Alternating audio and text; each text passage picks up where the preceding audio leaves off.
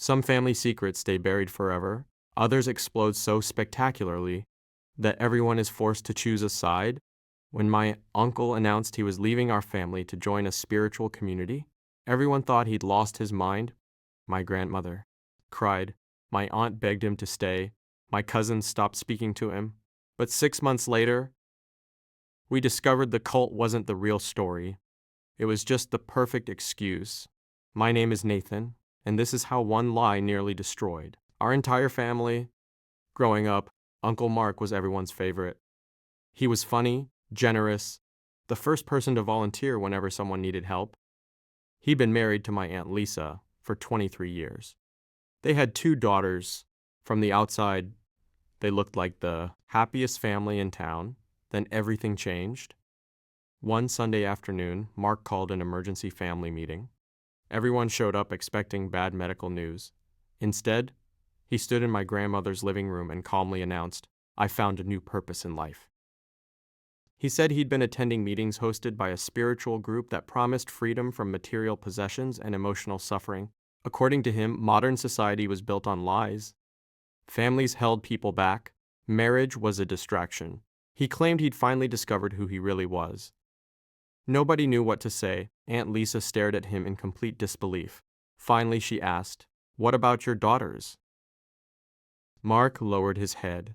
"They'll understand one day." They didn't. Neither did anyone else. Within 2 weeks, he moved out.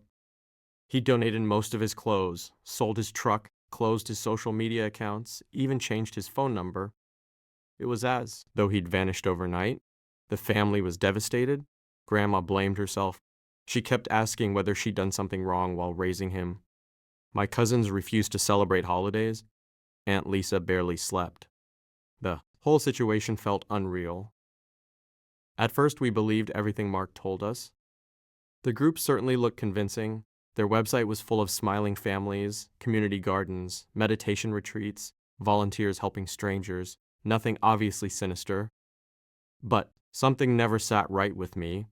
Whenever anyone asked where Mark actually lived, the answers were always vague.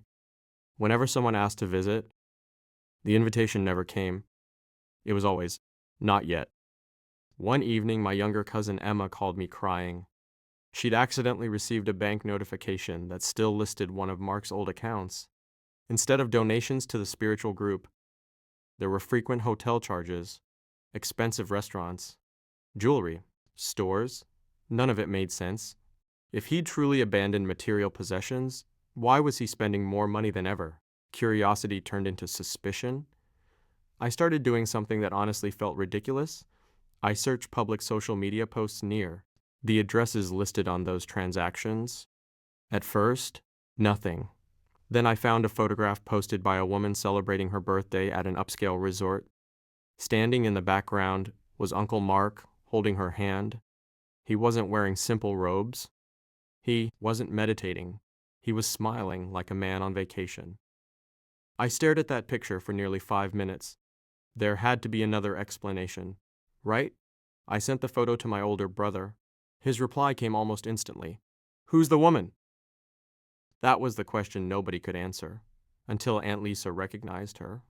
She worked with Mark, same office, different department. Suddenly, every missing piece started falling into place. The late nights at work, the weekend retreats, the sudden obsession with finding himself. The cult hadn't taken him away. He'd already chosen to leave. The cult simply gave him a story everyone was too shocked to question. But the biggest twist came a week later. One of Mark's former coworkers contacted Aunt Lisa privately. Apparently, the affair had been going on for nearly 2 years. Several coworkers knew. When rumors started spreading, Mark became terrified. Instead of admitting the truth, he invented something much bigger. If people believed he'd been manipulated by a cult, they'd pity him. If they discovered the affair, they'd blame him. He chose sympathy over accountability. The family was furious, not because he'd fallen in love with someone else. People make terrible choices, relationships fail, but using everyone's fear and compassion as cover, that felt unforgivable. Grandma cried harder after learning the truth than she had when he first left. She quietly said, "I could have forgiven an honest mistake. I don't know how to forgive deliberate lies." Several months later, Mark finally requested to meet everyone. Almost nobody wanted to go. Curiosity won. We met at a small restaurant. He looked older, more tired. The confidence he'd shown during that first family meeting had disappeared. He admitted everything. There had never been a cult. Only weekend seminars run by a self-help organization he'd barely attended. The dramatic speeches, the spiritual awakening, the disappearing act, every bit of it had been carefully planned. He thought creating a bigger story would make the affair seem less important. Instead, it made everything worse. He apologized repeatedly, especially to his daughters. They listened quietly.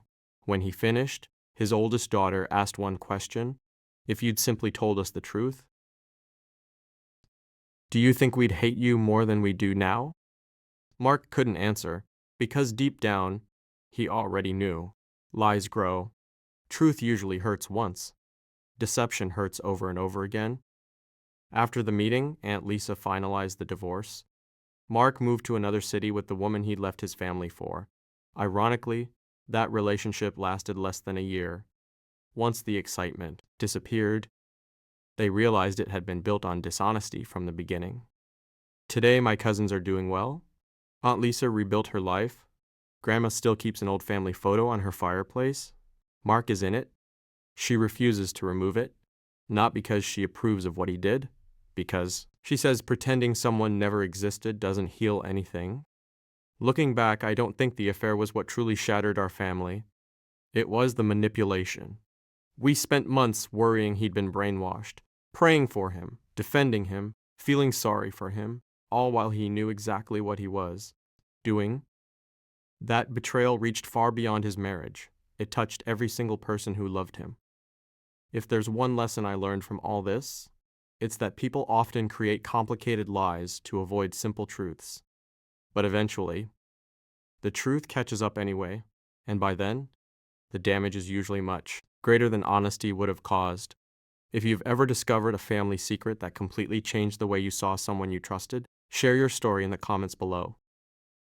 Sometimes the biggest betrayal isn't what someone did, it's the story they invented to hide it.